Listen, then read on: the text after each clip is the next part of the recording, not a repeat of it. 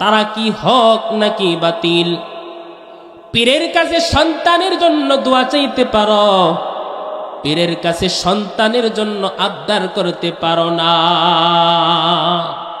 যদি পীর সাহেবকে বলে হুজুর আমার সন্তান হয় না, একটু দোয়া করেন, তাহলে এইটা তো বৈধ হবে।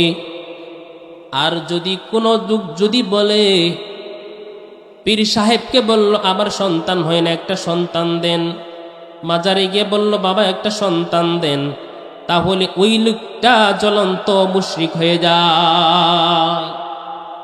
2 দিন আগে একটা ভিডিওর মধ্যে দেখলাম একজন হুজুর আমাদের লাইনের না 4-5টা এসএসসির শিক্ষার্থীকে নিয়ে বাবার দরবারে গিয়ে বলে বাবা গো এই ছেলেগুলো এসএসসি পরীক্ষা দিবে, তাদেরকে তুমি পরীক্ষায় সফলতা দান করো।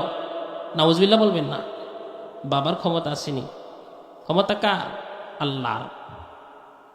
জিন্দা কোন ওয়ালি যদি থাকে, জিন্দা কোন পীর যদি থাকে, ওই পীরের কাছে দোয়া চাওয়া যায়। আর যত বড় পীর হোক যদি সে মারা যায়, তার কাছে দোয়া চাওয়াটাও বৈধ হবে না। কথা কি বুঝছেন আমার? যত বড় অলি হোক, তাহলে যারা শাহজালালের মাজার গরু ছাগল উট নিয়ে যান, তারা চরন্ত ভ্রান্তির মধ্যে আছেন। একজন মুর্দা ওলি সে কি করতে